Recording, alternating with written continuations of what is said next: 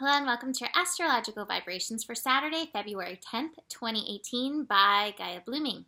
I am Mimi and our energy mantra for today is commitment to my vibrational integrity brings me expansion and shift.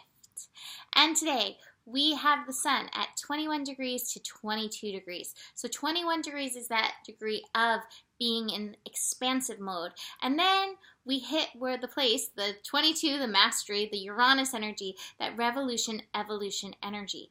And I think it's so important that we recognize the function, the purposefulness behind this energy of having that expand, expand, expand. Whoa, okay, what's the solution? Breakthrough.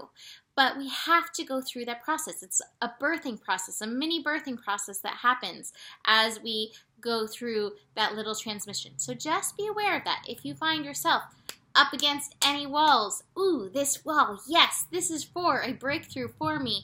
How am I called to break through? Whether the breakthrough comes in taking a path around, the breakthrough path through, or if it's even meant to detour you or reroute you in another way. Pay attention to that. Just commit to your personal vibrational integrity and you will be juicy and golden.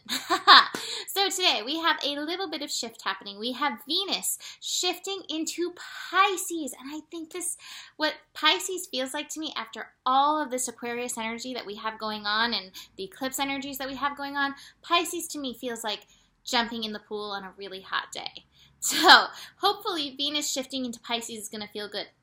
Now, until Venus shifts into Pisces, we will have Venus at 29 degrees in Aquarius. So the first part of the day may be high vibrational, high electrical when it comes to the Venus energy. Now remember, Venus is responsible for peace, harmony, balance, that centered yin energy rising within us. Venus also represents relationships. So anytime we have a 29 degree energy, we may get some tests. So there may be some tests around relationships. Again, I would go back into the energy mantra of the day. Commitment to your vibrational integrity. Commitment to your yin vibrational integrity. Really committing to your intuition and that guidance, and then tuning into your team and your tribe, your relationship with them in order to guide you in and through the first part of the day, I think will support and serve. Then that shift with Venus into Pisces. Now realize, anytime a planet shifts, we go into 0 degrees. 0 degrees is that transformational energy. It's where we're still getting adjusted. So you may go from that high yin output to like, where is it? Where's my yin? Where did it go? But, it'll move fairly fast and shift back into bringing in that yin and your intuition. Don't you worry about that.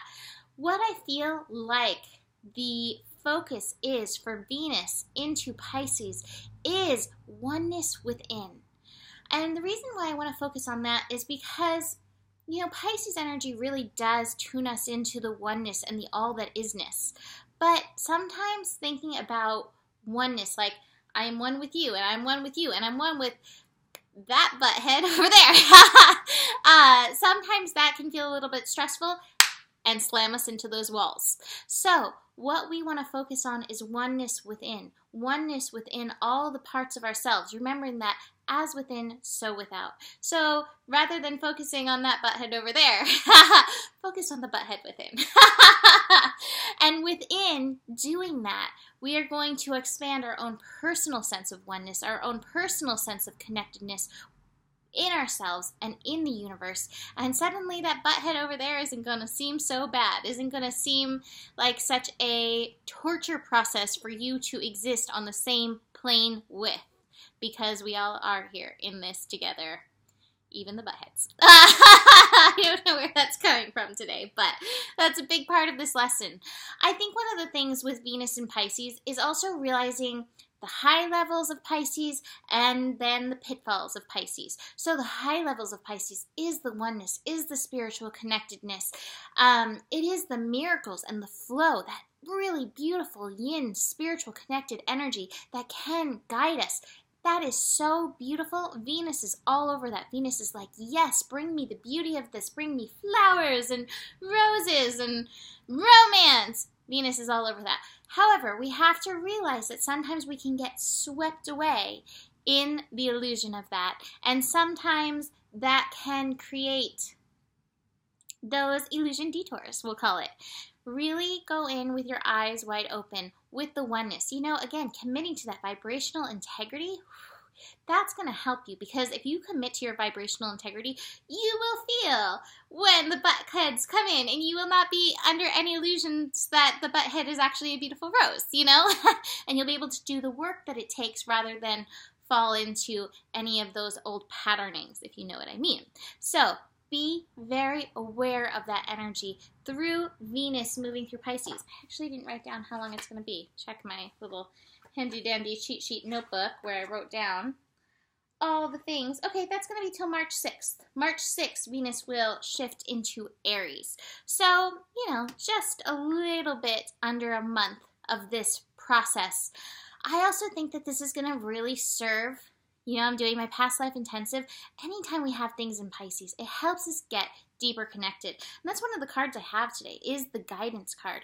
And I feel like this may help us further unravel any old karmic relationships with those butt heads, move through any of those illusions as we commit to our vibrational integrity, move through those illusions, release those cords so that we can step into that oneness within ourselves and not be pulled. That, by the way, is Mahalo, not Lala. Mahalo crying for his yin, crying for Lala, wishing her to come back. So, let's hope so. All right, so besides this energy, the other shift that we have going on is the moon moving into Capricorn. And after the moon shifts into Capricorn, which is going to be 6:21 p.m. Pacific time, we are going to have the moon and Venus meeting up at 0 degrees. To me, that meeting with the moon in Capricorn, that moon in Capricorn energy, bringing up that responsibility for ourselves, that energy is reminding us to commit to the power of the yin. Now, it's interesting, again, with these cards, the guidance energy is very strong, and yet I have the flowering card in reverse and the experiencing card in reverse. And so I think that it's going to take a little bit of time to fully bloom into this energy and fully be in that place where we're ready to honor and follow the guidance. And I have some more cards that I think may serve us in understanding this, but just realize, start tuning into your guidance. Even if you're not ready to take that full action, tune into that. Even tuning in is a step in the right empowerment. That's how I'm going to put it. Going back a little bit into the earlier part of the day, the moon will be finishing up before it moves into Capricorn in Sagittarius. And that Sagittarius moon is making a powerful connection with the sun and a powerful connection with Uranus. So we have this electrical energy connecting with the fire energy. This, to me, is kicking off the day in a jumpstart sort of way. Creativity may be at its peak. Inspiration may be at its peak with these energies. Just keep it balanced, and please listen to your yin. Listen to your guidance to help take you in the steps that are aligned with your vibrational integrity, which is serving to expand and shift you. The other two cards that I have from the Osho deck, I got the stress card and I got the mask card, the politics card. And this to me is what happens when we do not tune in to the guidance, the wisdom, the love of the yin energy. And so we may come up against some of these lessons from not listening. Keep noticing. If you're wearing a mask, you are not in your vibrational integrity. It's okay. We all do it. Like, no shame. Part of the lessons. No shame here. Just realize it's part of the lessons. Take off the mask. Your face is glorious. Take off the mask. Your soul is glorious. Who you are is glorious. The other thing with those masks, they're stressful. It's hard to keep up those illusions. And the world does not want you to. Society may want you to, but the world, the universe, your higher self, your guides, it doesn't want that. It really wants you to step into your gorgeous goddess, God self. Now is the time. Commit, align with your vibrational integrity. The final card I have from the Sacred Geometry Activations, I love, it's beautiful, is the Alchemy card. The frequency of alchemy activates our magical ability and the remembrance of the magic that we all hold inside. Each one of us has the potential to access the ancient knowledge that allowed the true alchemists to perform the miracles of transmutation.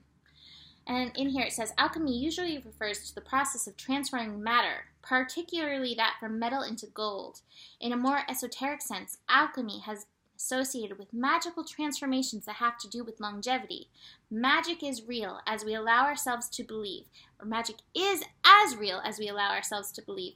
Whether we aim to transform metal into gold or wish to find the secret of life itself, the immortality of the soul. When we access the mysterious, subtle, and often undefined parts of ourselves that light us up, we get a taste of the real magic. That's one of the points I wanted to make. Those undefined parts of ourselves. Lilith, that energy again, that passion, yin energy, she's still hanging out with Saturn, still there. And Lilith is so interesting. The dark moon Lilith, she oscillates. She goes here, there, everywhere. And yet she's holding steady with Saturn. And maybe that's some of the Saturn, gravitational pull pulling her in. But I think there's a reason, because I think Lilith is teaching the master teacher a lesson right now about the yin. And that's why we have these strong yin essences. Anyways, that just popped up from this. When we access the mysterious, subtle, and often undefined parts of ourselves that light us up, we get a taste of real magic. Love is one of the greatest, most mysterious, and magical energies in the universe. When love comes to us, we open up our hearts to welcome it. True alchemy can work its magic on every aspect of our being. Love, your key to alchemy. Love, your key to transformation. Love, your key to shift. Love, your key to vibrational integrity. Love is the key. And this is where we want to go in these energies, these eclipse energies. This is the key.